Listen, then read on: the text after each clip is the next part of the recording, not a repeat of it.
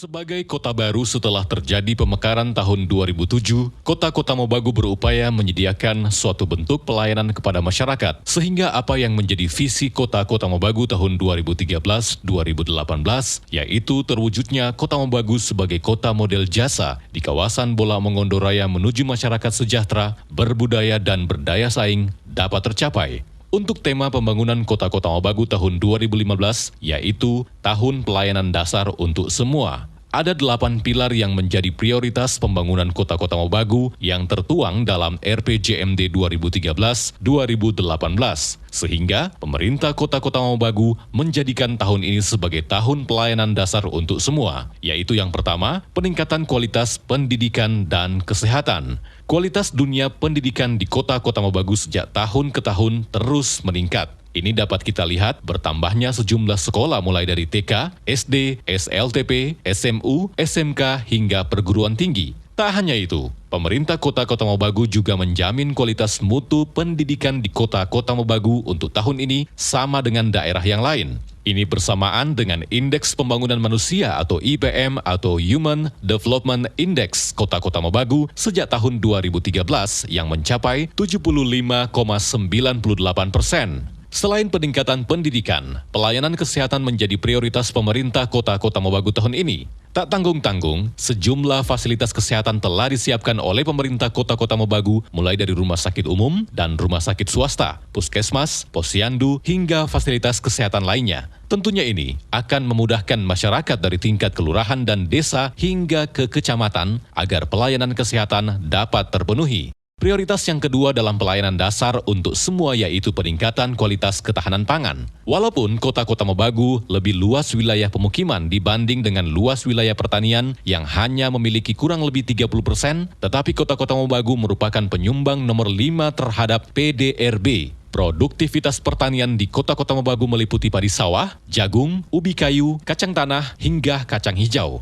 Sementara untuk produktivitas perkebunan di Kota Kotamobagu meliputi kelapa, cengkeh, kopi, kakao, dan kayu manis. Sektor pertanian, perkebunan, dan kehutanan memang tidak memberikan efek yang cukup besar untuk kemajuan Kota Kotamobagu. Tetapi, Kota Kotamobagu berperan sebagai terminal atau pusat perdagangan hasil pertanian bagi daerah sekitar. Secara sektoral, pertumbuhan ekonomi Kota Kotamobagu bervariasi antara 2,32% hingga 9,28%. Inilah yang menjadi motivasi pemerintah Kota Kotamobagu dalam mendukung upaya peningkatan kualitas ketahanan pangan pada tahun ini. Salah satunya yaitu menyediakan areal yang cukup untuk pertanian dan menyalurkan pupuk secara merata serta tepat sasaran. Prioritas yang ketiga dalam pelayanan dasar untuk semua yaitu reformasi birokrasi dan tata kelola. Seperti di daerah lain, perangkat di Kota Kotamobagu terdiri dari sekretariat daerah, 10 dinas, 3 badan, 4 kantor, 7 bagian, dan 4 kecamatan. Keseriusan pemerintah Kota Kotamobagu dalam mereformasi birokrasi dan tata kelola sudah dimulai sejak dilantiknya Insinyur Tatong Baras sebagai Wali Kota Kotamobagu dan Dr. Andes Zainuddin Damopoli sebagai Wakil Wali Kota Kotamobagu. Semua ini bertujuan agar kelembagaan di dalam pemerintah Kota Kotamobagu yang dipimpinnya terbebas dari korupsi, kolusi, dan nepotisme.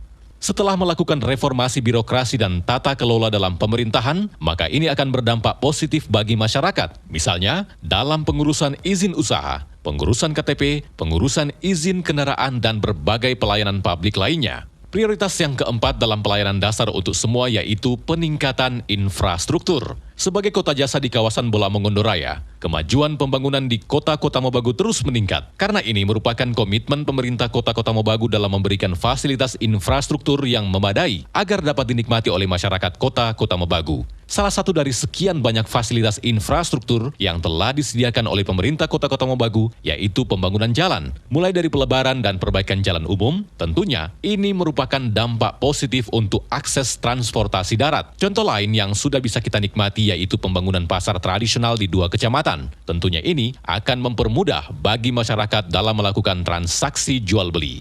Prioritas yang kelima dalam pelayanan dasar untuk semua yaitu penanggulangan kemiskinan. Seperti halnya daerah lain, penanggulangan kemiskinan menjadi permasalahan serius yang dihadapi setiap pemerintah daerah. Tetapi, dengan upaya kerja keras pemerintah Kota Kotamobagu, angka kemiskinan di Kota Kotamobagu dari tahun ke tahun mulai menurun.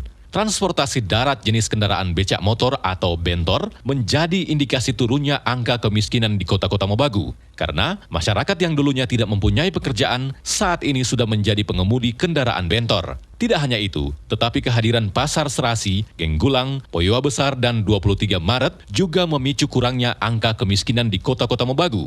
Dengan adanya fasilitas pasar, maka masyarakat bisa menyalurkan bakatnya sebagai pedagang. Salah satu target pemerintah kota-kota Mobagu untuk tahun ini dalam penanggulangan kemiskinan yaitu memberikan kemudahan bagi investor luar untuk membuka usaha di kota-kota Mobagu. Dengan demikian, mudahnya lapangan pekerjaan bagi masyarakat yang membutuhkan. Prioritas yang keenam dalam pelayanan dasar untuk semua yaitu keadilan dan kesetaraan gender. Data penduduk di kota-kota Mobagu berdasarkan laporan Dinas Catatan Sipil Kota-Kota Mobagu per 31 Januari 2015, jumlah penduduk mencapai 128.908 jiwa. Jumlah penduduk tersebut berdasarkan jenis kelamin laki-laki berjumlah 66.255 orang dan jenis kelamin perempuan berjumlah 62.653 orang. Walaupun jumlah laki-laki lebih banyak dibanding dengan jumlah perempuan, perempuan juga bisa berperan aktif dalam melakukan aktivitas. Untuk tahun ini, salah satu program yang dicanangkan oleh pemerintah kota-kota Mobagu yaitu pemberdayaan perempuan, di mana perempuan bisa menjadi pemimpin di dalam pekerjaan pemerintahan. Perempuan bisa menjadi pemimpin dalam organisasi, dan perempuan bisa menjadi pemimpin dalam segala usaha. Prioritas yang ketujuh dalam pelayanan dasar untuk semua yaitu pelestarian lingkungan hidup. Program pemerintah kota-kota Mobagu yang tertuang dalam Rencana Tata Ruang Wilayah atau RT-RW, yaitu membuat rencana struktur dan pola ruang, serta penetapan kawasan strategis kota, mulai sistem perkotaan dan infrastruktur wilayah, kawasan lindung, kawasan budidaya, kawasan strategis ekonomi, kawasan strategis sosial budaya, termasuk di dalamnya kawasan wisata alam juga wisata budaya, dan kawasan strategis lingkungan hidup. Pola ini akan dipadukan dengan program pemerintah kota-kota Mobagu dalam pelestarian lingkungan hidup. Salah satu contoh yang diprogramkan oleh pemerintah kota-kota Mobagu yaitu ruang terbuka hijau.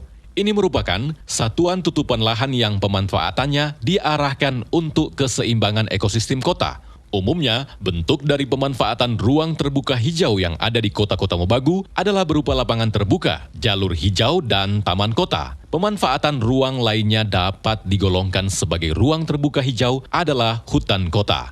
Prioritas yang ke-8 dalam pelayanan dasar untuk semua yaitu peningkatan kerjasama regional, nasional, dan internasional. Hal ini bertujuan untuk membangun kota-kota Mobagu dalam ketersediaan infrastruktur sebagai fasilitas layanan publik yang didorong untuk dilaksanakan melalui pola kemitraan antara pemerintah, masyarakat, dan swasta atau Public-Private Community Partnership. Peran pemerintah bukan lagi sebagai penyedia atau provider prasarana dan sarana pemukiman, akan tetapi cenderung mengarah pada peran sebagai pendorong dan penggerak pembangunan yang dilakukan oleh komponen-komponen dalam masyarakat. Dengan kinerja pemerintah kota-kota Mobagu banyak diapresiasikan oleh kabupaten kota di seluruh Indonesia dan telah mendapat pengakuan oleh pemerintah pusat dan berbagai pihak. Sehingga pemerintah kota-kota Mobagu telah mencatat berbagai prestasi dan penghargaan. Di antaranya, piagam penghargaan dari Menteri Negara Pemberdayaan Aparatur Negara dalam menyampaikan laporan akuntabilitas kinerja instansi pemerintah atau LAKIP kepada Presiden Republik Indonesia melalui Menteri Negara Pemberdayaan Aparatur Negara secara tepat waktu selama 2 tahun berturut-turut sejak tahun 2008 hingga 2009. Mendapatkan penghargaan dari Sekretariat Asosiasi Pemerintah Kota Seluruh Indonesia atau APEKSI, Asosiasi DPRD Kota Seluruh Indonesia atau ADEKSI, Komwil 6 kepada pemerintah kota-kota Mobagu sebagai kota dengan program terbaik tahun 2008-2011, memperoleh piagam penghargaan Adipura dari Menteri Negara Lingkungan Hidup atas upaya terbaik dalam meningkatkan kualitas lingkungan hidup perkotaan tahun 2011, mendapatkan penghargaan dari Menteri Hukum dan HAM Republik Indonesia, Anubawa Sasana Desa, sebagai daerah sadar hukum terbaik, pernah memperoleh Piala Adipura dari Kementerian Lingkungan Hidup tahun 2012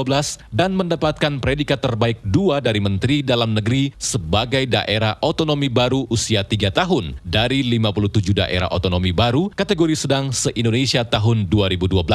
Inilah yang menjadi modal utama pemerintah kota-kota Mobagu untuk menciptakan iklim investasi yang baik untuk perekonomian serta pelayanan publik yang memadai sehingga masyarakat dapat menikmati saat ini hingga akan datang.